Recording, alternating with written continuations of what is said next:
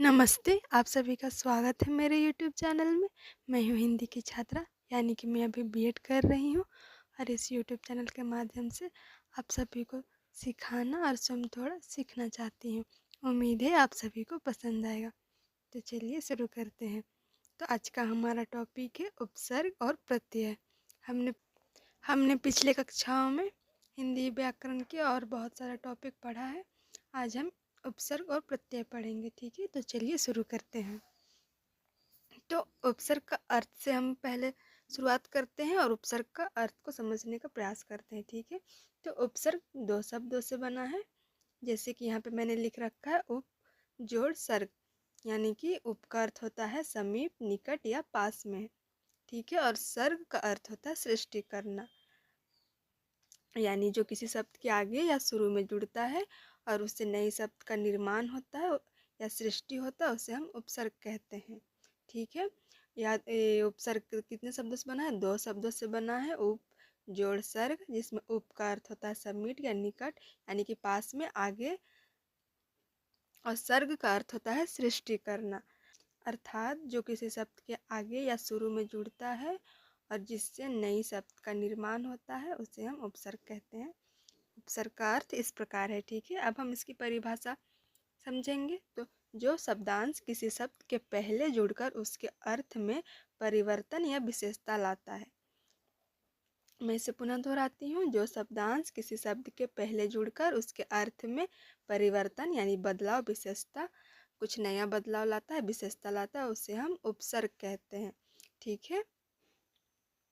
तो अब हम इसको उदाहरण सहित समझेंगे, जैसे कि सु जोड़ पुत्र बराबर सुपुत्र, ठीक है। तो सु यहाँ है उपसर्ग और पुत्र एक शब्द है, तो इस पुत्र में सु जुड़ा तो वो हो गया सुपुत्र। यहाँ सु का अर्थ है अच्छा और पुत्र यानी कि बेटा, तो सुपुत्र यानी कि अच्छा बेटा हम लोग समझ सकते हैं, ठीक है। जैसे कि अर्थ हुआ अच्छा पुत्र। अब दूसरा उदाहरण समझते हैं। अ जोड़ न्याय, तो न्याय हम लोग समझते हैं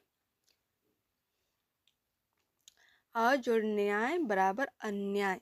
तो अन्याय में अ जोड़ रहा है तो अ उपसर्ग है और न्याय एक शब्द है, तो दोनों का जुड़ने से एक नया शब्द बन रहा है अन्याय, और इसमें विशेषता ला रहा है, ठीक है। अ जोड़ न्याय बराबर अन्याय, अर्थात किसी के साथ बुरा होना, अन्याय होना, उसके साथ न्याय नहीं होना। जब हम ऐसे बातचीत पे भी करते हैं या फिर सुनते हैं कि कोर्ट ने उसके साथ न्याय नहीं किया या फिर कोर्ट ने उसको न्याय दिलाया, ऐसे हम बात करते हैं ना।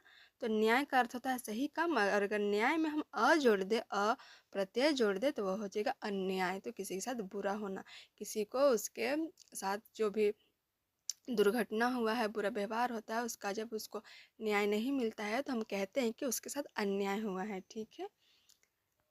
यहाँ पे अन्याय का अर्थ गलत काम, तो यहाँ अ जुड़ने से अर्थ बदल गया, ठीक है। तो न्याय में अ जुड़ा तो वो अन्याय हो गया। तो देख रहे हैं शब्द में भी बदलाव हो रहा है और अर्थ में भी बदलाव हो रहा है, ठीक है।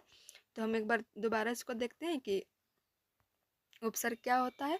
उपसर्ग का अर्थ होता है उप जोड़ सर्ग, यानी कि यह दो शब्दों से बना है, उप जोड़ सर्ग, जिसमें उप का अर्थ होता है समीप, निकट या फिर पास में, और सर्ग का अर्थ होता है सृष्टि करना, ठीक है। यानी कि जो शब्द आगे या शुरू में जुड़ता है और नई शब्द का निर्माण करता है, उसे हम उपसर्ग कहते हैं। अगर इसको हम संपूर्ण परिभाषा में देखें तो वह इस प्रकार होगा। जो शब्दांश किसी शब्द के पहले जुड़कर उसके अर्थ में परिवर्तन या विशेषता लाता है, उसे उपसर्ग कहते हैं, ठीक है। हमने यहाँ पे एक दो उदाहरण भी समझा, इतना आप लोगों ने समझ लिया। अब तीसरा उदाहरण है बे जोड़ ईमान बराबर बेईमान, ठीक है। तो इसमें बे उपसर्ग है और ईमान यानी कि जो हमारा ईमानदारी होता है हमारे अंदर, उसी को ही ईमान कहा जाता है। उसमें अगर बे जोड़ दिया तो उसमें हो जाएगा बेईमान, यानी कि किसी के साथ बेईमानी करना, धोखा करना, किसी के साथ बुरा व्यवहार करना, ठीक है, बेईमानी करना।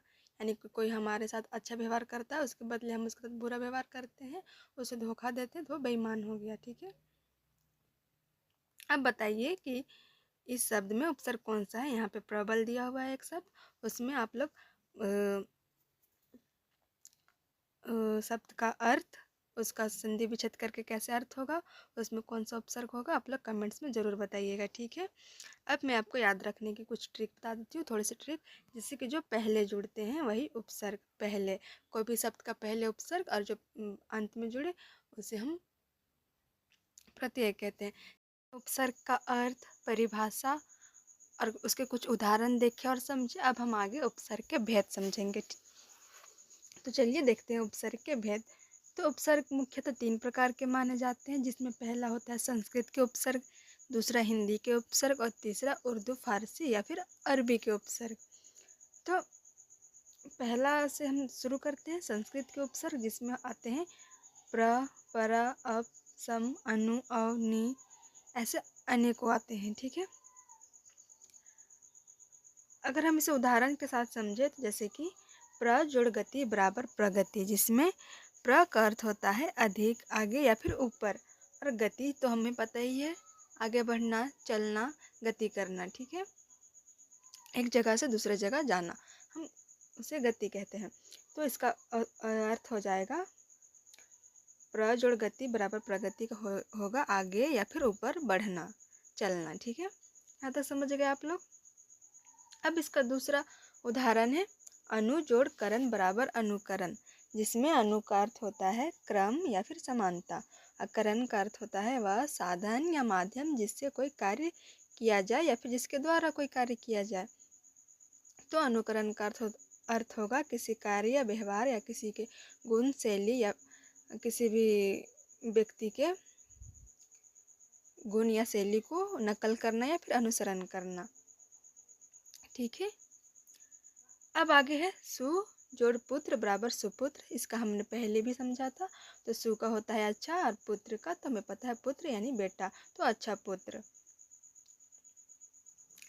यहाँ तक आप लोगों ने समझा संस्कृत के उपसर्ग। अब हम आगे देखते हैं हिंदी के उपसर्ग। तो हिंदी के उपसर्ग में आते हैं अ, अन, अद, भर, बे, बिन, नी आदि।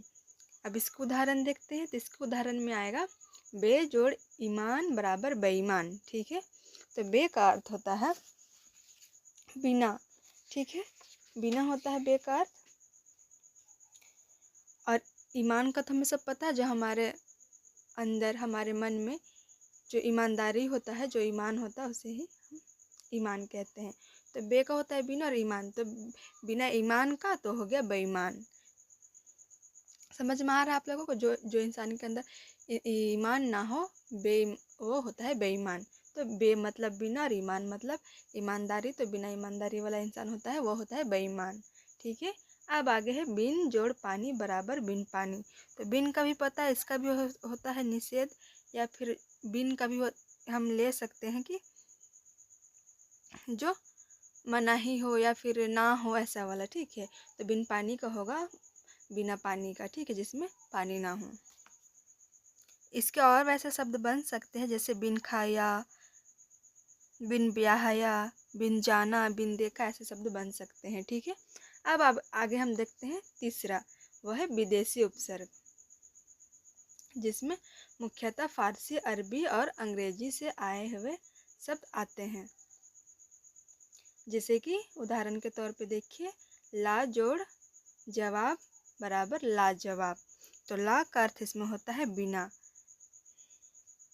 और जवाब जिसका कोई जवाब ना हो, ठीक है। लाजवाब यानी जिसका कोई जवाब ना हो, बिना जवाब को, मतलब बोलते हैं ना जब हम कोई अच्छा कार्य करते हैं या फिर किसी चीज़ को देखते हैं तो वो लाजवाब लग रहा है, तो वही जिसका कोई जवाब ही ना दिया जा सके, जो जिसका काम, जिसकी सुंदरता, जिसकी जो भी गुण है वो लाजवाब हो।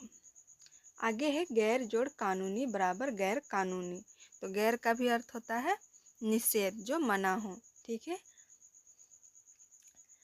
गैर जोड़ कानूनी बराबर गैर कानूनी। तो गैर का अर्थ भी होता है निषेध, जो गलत हो, ठीक है, जो कानूनी तौर पे गलत हो, उसे हम गैर कानूनी कहते हैं। यहाँ तक आप लोगों ने समझ लिया होगा। यहाँ तक हमने पूरा पढ़ा कि उपसर्ग का अर्थ क्या है, उपसर्ग की परिभाषा क्या है, उसके उदाहरण और उसके भेद, यानी कि उसके कितने प्रकार होते हैं। संस्कृत के उपसर्ग, हिंदी के उपसर्ग और विदेशी उपसर्ग, जिसमें फारसी, अरबी और अंग्रेजी से लाए गए शब्द होते हैं। अब हम समझेंगे प्रत्यय। ठीक, तो प्रत्यय को समझने के लिए पहले उसका हम अर्थ समझेंगे। तो प्रत्यय का अर्थ होता है यह दो शब्दों से बना है, प्रति जोड़ अय। प्रति का अर्थ होता है साथ में पर बाद में है, अर्थात साथ में लेकिन पीछे लगे, अंतिम में लगे। ठीक है, वह प्रत्यय। और अप्रतिम मतलब, और अय का अर्थ होता है चलने वाला, अर्थात पीछे या बाद में साथ चलने वाला, जो शब्द अर्थ में परिवर्तन लाए। हम इसको दोबारा समझने का प्रयास करते हैं। जैसे कि यह दो शब्दों से बना है, ठीक है, प्रति जोड़ अय, जिसमें प्रति का अर्थ होता है साथ में पर बाद में, यानी कि अंतिम, साथ में रहे लेकिन बाद में लगे। और अय का अर्थ होता है चलने वाला, यानी कि इसका अगर हम संपूर्ण अर्थ निकाले तो साथ में और बाद में चलने वाला और अर्थ में परिवर्तन लाने वाला सब प्रत्यय कहलाता है। अगर इसको हम स्पष्ट और सरल परिभाषा में समझे या पढ़े तो वह इस प्रकार होगा, जो शब्दांश किसी शब्द के अंत में जुड़कर उसके अर्थ या रूप में परिवर्तन लाता है उसे प्रत्यय कहते हैं। अब तो स्पष्ट रूप से समझ में आ रहा होगा। जैसे कि यहाँ पे परिभाषा है, जो शब्दांश यानी जो शब्द किसी शब्द के अंत में जुड़कर उसके अर्थ या रूप में परिवर्तन लाता है, अर्थ भी बदल जाता है और रूप भी बदल जाता है। ठीक है, उसे प्रत्यय कहते हैं। उपसर्ग क्या है? जो आगे जुटता है, और प्रत्यय क्या है? जो पीछे जुटता है। ठीक है, अब उदाहरण से स्पष्ट हो जाएगा। जैसे कि उदाहरण पहला में दिया हुआ है सुंदर जोड़ ता, तो सुंदर एक शब्द है और उसमें ता जोड़ रहा है, तो क्या बन जा रहा है? सुंदरता। ठीक है, फिर दूसरा है पढ़ जोड़ आई बराबर पढ़ाई। फिर तीसरा है बाल जोड़पन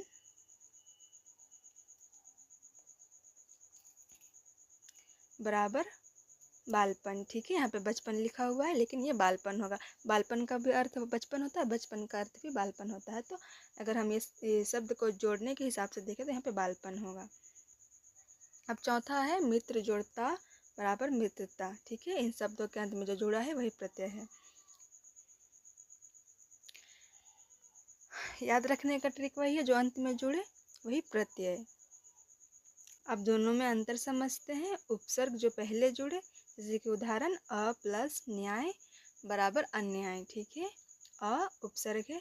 अब प्रत्यय जो अंतिम में जुड़े, जैसे कि सुंदर जोड़ता यानी कि सुंदरता। और आप लोगों के लिए अब अभ्यास है, बेईमान, सुंदरता और पढ़ाई में उपसर्ग प्रत्यय कौन है, ये सब आपको बताना है कमेंट्स में। ठीक है, कमेंट्स जरूर कीजिएगा। अब हम पढ़ते हैं प्रत्यय के भेद। हमने उपसर्ग के भेद पढ़े, अब प्रत्यय के भेद पढ़ते हैं। तो प्रत्यय दो प्रकार के होते हैं। कृत प्रत्यय यानी कि इसका अर्थ होता है जो धातु यानी कि क्रिया, क्रिया आप जानते हैं जो वर्ब होता है क्रिया के अंत में जुड़ते हैं। प्रत्यय के दो प्रकार होते हैं, जिसमें पहला क्या है? कृत प्रत्यय, जो धातु या फिर क्रिया के अंत में जुड़ते हैं। उदाहरण से हम समझते हैं पढ़ यानी कि क्रिया, पढ़ना क्या है? क्रिया है। तो पढ़ना में अगर हम आई जोड़ दे तो क्या हो जाता है? पढ़ाई। ठीक है, पढ़ में आई जोड़ने से होता है पढ़ाई, जैसे कि लिख या फिर लिखना। उसमें आवट जोड़ दिया जाए, आवट, तो लिखावट हो जाता है। तो ये होता है प्रत्यय। अब चल में हम ना जोड़ दे तो वो हो जाएगा चलना। तो पढ़ लिख चल क्या है? पढ़ना लिखना चलना। ठीक है, तो ये सब क्रिया है। और आई आवट ना ये सब कृत प्रत्यय है, जिससे पढ़ाई लिखावट और चलना शब्द बनता है। समझ गए आप लोग? यह है कृत प्रत्यय। अब दूसरा क्या है? तद्धित प्रत्यय। तो तद्धित प्रत्यय में होता है जो संज्ञा या सर्वनाम या विशेषण के अंत में जुड़ते हैं। यहाँ पे हमने पढ़ा था ना, क्या पढ़ा था यहाँ पे? सुंदर। तो सुंदर तो विशेषण होता है, हाँ सुंदर विशेषण होता है, और जिसमें ता प्रत्यय जुड़ता है तो क्या बनता है? सुंदरता। ठीक है, उसी प्रकार यहाँ जो कि ये तद्धित प्रत्यय का उदाहरण है। तो जो संज्ञा या सर्वनाम या विशेषण के अंत में जुड़ते हैं, जैसे कि मित्र जोड़ता बराबर मित्रता और सुंदर जोड़ता बराबर सुंदरता, बाल जोड़पन बराबर बालपन। समझ में आ रहा है आप सभी को? यानी कि इसमें बनता है धातु जोड़ प्रत्यय बराबर कृत प्रत्यय, संज्ञा या फिर विशेषण जोड़ प्रत्यय बराबर तद्धित प्रत्यय।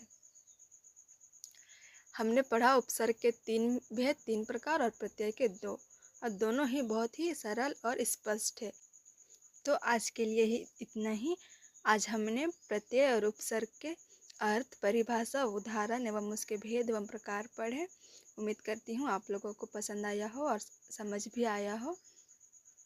मैंने अपने तरीके से अच्छे से समझाने का प्रयास किया है। अगर आपको थोड़ी बहुत गलती भी लगी हो तो उसे ज़रूर बताइएगा। आज के लिए इतना ही। पूरा वीडियो देखने के लिए धन्यवाद। वीडियो पसंद आए तो लाइक, शेयर एंड सब्सक्राइब ज़रूर करें।